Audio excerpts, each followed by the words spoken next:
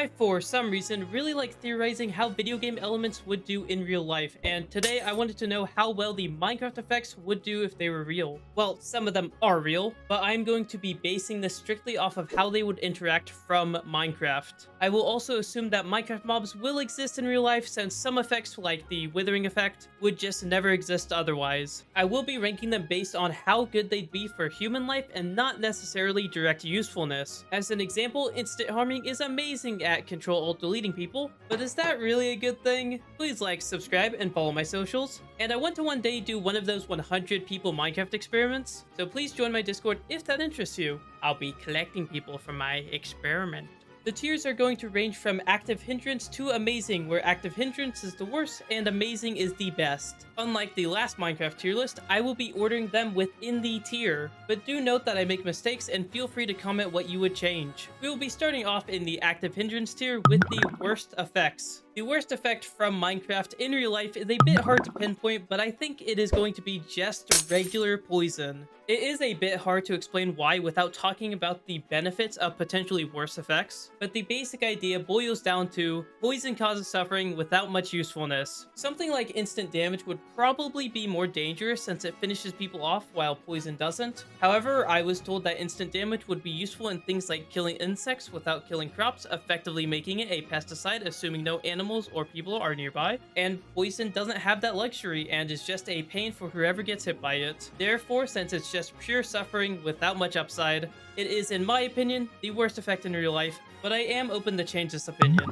Next up is an awkward one, being darkness. Darkness causes, well, darkness when you activate a naturally spawning shrieker or from a warden. Since the way to get darkness is directly correlated to spawning a warden, which will kill you, this effect really doesn't have any positives. On top of that, wardens are arguably one of the worst mobs to have darkness next to, since they will, kill you.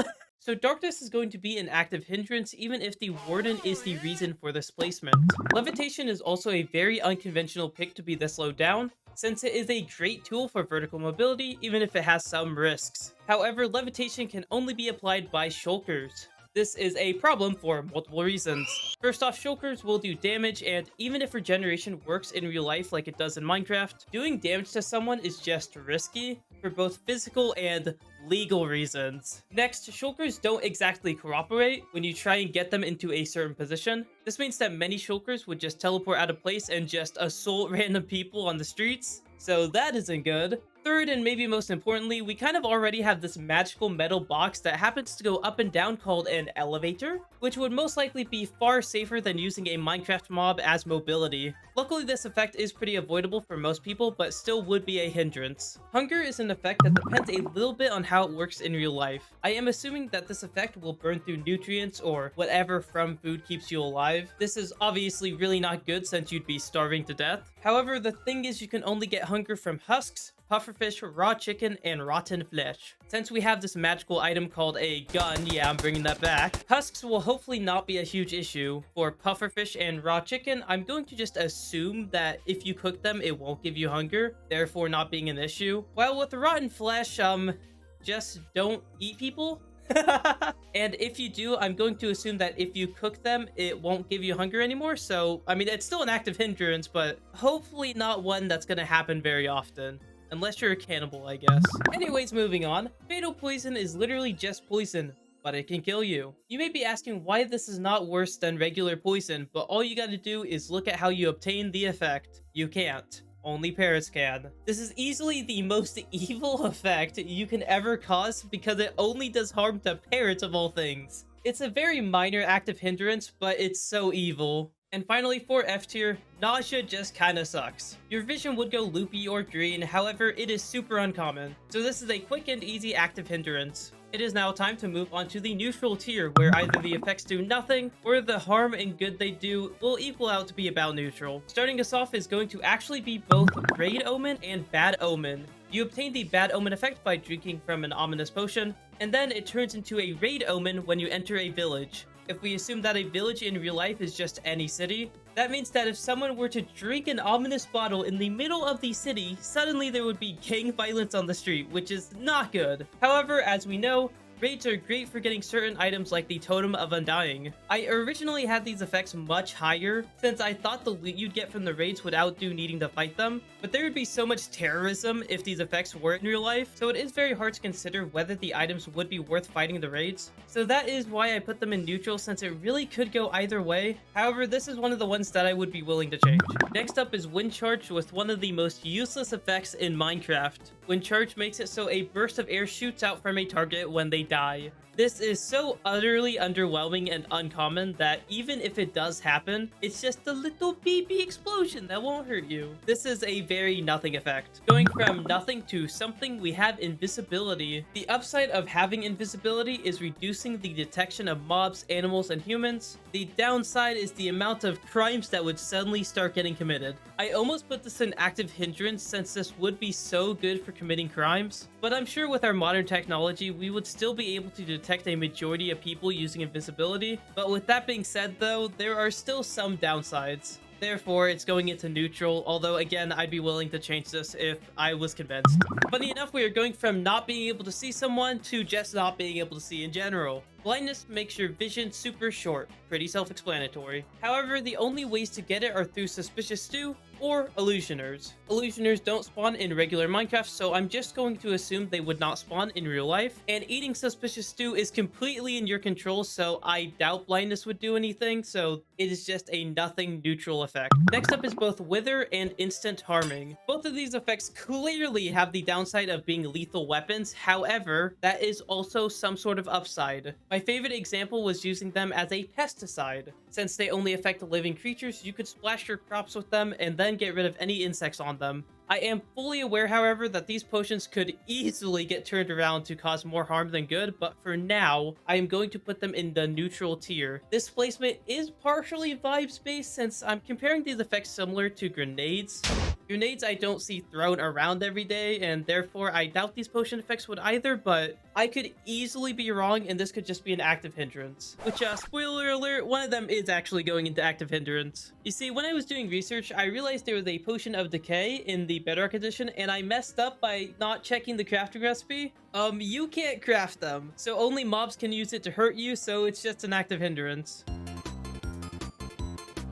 Finally, in the neutral tier, we have the Mining Fatigue. Mining Fatigue can only be applied by an Elder Guardian at level 3, making it so you cannot break things in most scenarios. This would obviously suck if you're needing to break something, but I actually got the suggestion that it would help stop prison breaks, so it does have a really niche use. However, most prison breaks don't happen because they're breaking out, and instead, they happen because people just walk away. Also, transporting a giant fish through a city to a prison seems incredibly impractical, so it is at the top of neutral since it might find a use. However, I doubt 99% of prisons are actually going to use it, if any at all. However, it is now time to go to the OK tier, where I think the effects are a net positive and would find some very niche uses. Oozing is like Wind Charge, where it barely does anything, but upon death, 2 slimes appear. Slime in real life has questionable uses. It really just depends on if the slime is Minecraft slime or something like medical slime.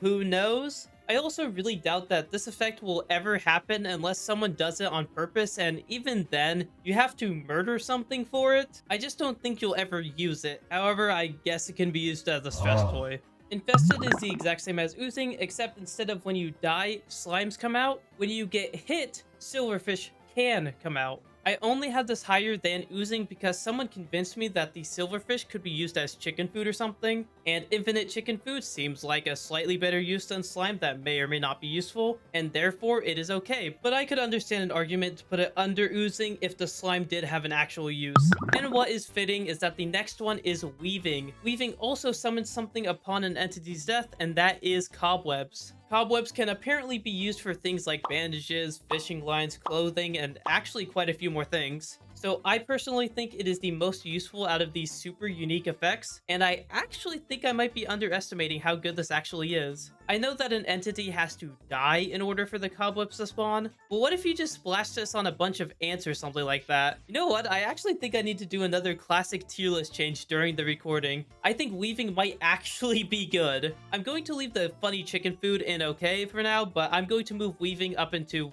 I guess, the good tier, which we haven't explained yet, but I mean, it's the good tier. I think people know what it means. Glowing is next up in the okay tier. Glowing is only obtained by a spectral arrow for 10 seconds or a bell for 3 seconds on illagers, ravagers, and witches. This effect is fine as it can outline threats, but it is hard to apply the effect and it doesn't last long, hence it's just okay. Dolphin's Grace lets you sprint swim when you are near a dolphin. This is another fine ability that most people just don't need. It is also quite impractical to be in water for movement since your clothes and all that will get wet, and that is why it's just okay even though it is a respectable effect. Strength was a very hard effect to rank since the effect is really good. You do significantly more damage with melee hits. However, violent effects tend to be placed lower down in real life since we are a mostly peaceful society, at least when we want to be peaceful. But obviously in war, the effect is great, but we really ideally don't want to be fighting in wars in the first place. Therefore, it is an okay effect since it does allow people to fight off enemies or wild animals, but not higher since it could backfire and allow malicious people to do more damage than good. I also thought it would be fitting to slap weakness right next to strength. Weakness does the reverse where it makes you do less damage, and I consider this slightly more useful since you can lower the attack of the aggressor, and therefore that would solve conflicts without much harm. There just might be more efficient solutions like shooting them with a gun, but it is an okay solution. Finally, in the okay tier will be slowness. I basically have the same thing to say about slowness that I did with weakness. It just is alright at slowing down aggressors and slowing down people trying to escape. Just like mining fatigue, slowness can be a good way to slow down prison escapes or any other criminal activity. I do value slowness a tad more than weakness just because weakness only works on melee attacks while slowness can hit anyone. However, it still lands in the same tier being just okay. Now moving on to the penultimate tier, we have the good tier being super solid effects. As a general rule, effects that will be going into S tier can be great around the world, while effects in this tier may be a bit more niche, but still great with potentially a downside. The Trial Omen effect is a great example of this. Most people will never interact with this effect directly, but the items that you get from the trials that this effect spawns will be what mostly makes this effect so good. These items include stuff like diamonds, enchanted golden apples, and my personal favorite,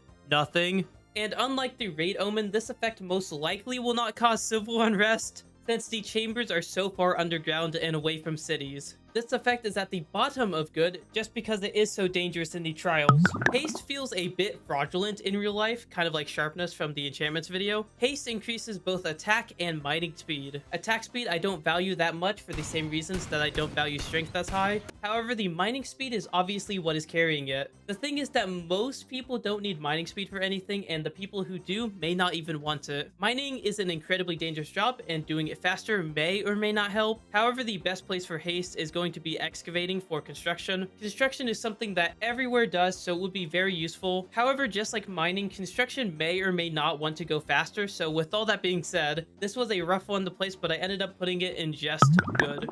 Next up is night vision, which is going to be super solid. It lets you see in the dark.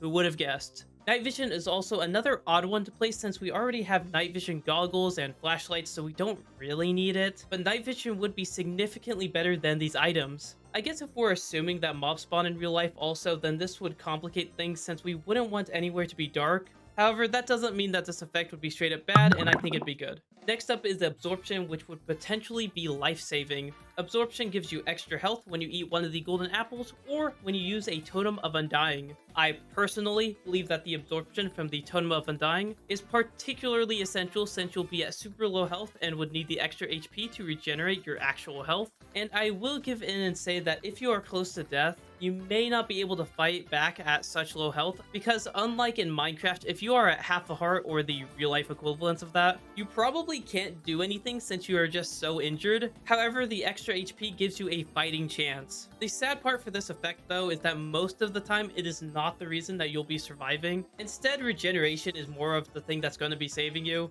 but the absorption is good because it's like insurance. Jump boost is up next and would most likely be used for climbing. If you live in a place with rough terrain, terrain, this would be amazing for getting around. The only issue is that a majority of people don't live in these type of rough terrains, and even then the people who do, they've probably already adapted or made roads for this terrain, and I could be overestimating this effect, but it is respectable and I find it good. And finally, at the top of the good tier is slow falling. This is pretty self-explanatory. If you're high up, drink a slow falling potion and you'll be safe. I have heavily considered this effect for S tier, since it would probably be life-saving for some people. However, most people don't fall from super high places, and I think the worst part is that if you're going to fall, you may or may not have time to drink the potion. And that is what really made me put it in A tier. Like, imagine if you could place a, I don't know, a beacon of slow falling next to a retirement home to stop old people from falling and injuring themselves. However, that is not how it works, so it's at the top of good tier.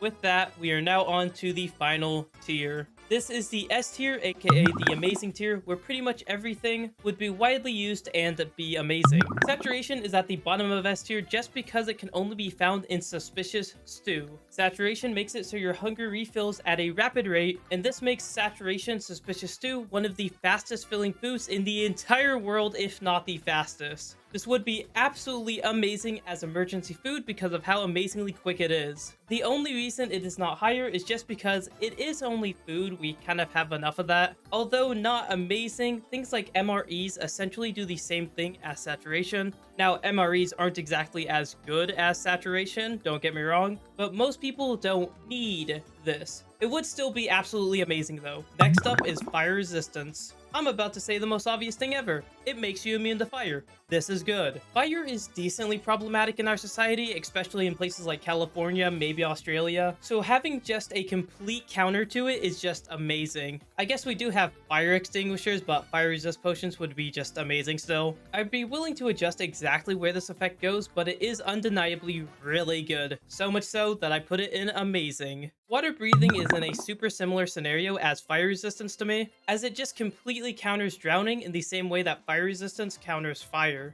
Going swimming is a pretty common activity for many people, and therefore water breathing potions would be really common there. And if you work underwater or near the ocean, you might even find it more useful. Just like fire resistance, we do have a real-life counterpart to water breathing being oxygen tanks. However, water breathing would still be amazing and life-saving. It should also be no surprise that conduit power is right after water breathing. Conduit power gives you water breathing, haste, and night vision as long as you're underwater or in rain and next to an active conduit. This makes conduit power an effect that can last a long time but with limited range. I actually believe that it will be super similar to usage as regular water breathing for this reason. However, it'd be really awesome to have little secret underwater societies because of this effect, even though I'd kind of highly doubt people would do that. Your skin would just become, I don't know, wrinkled. It'd be like a shriveled fruit or something. But this effect still has so much potential and is amazing because of it. Next up is speed, and it is an effect that I could be overrating, but it gets you places faster, and that's never really a bad thing. People are in a rush all the time, so why not help them out? I'm almost certain there would be speed beacons in basically every city, and I think many people would prefer walking places then, because they could get to the place they want to be in a more reasonable amount of time. This may not be as life-saving as something like fire resistance, but in our busy society, I think it would be used probably everywhere, and for that reason, it is amazing because of it.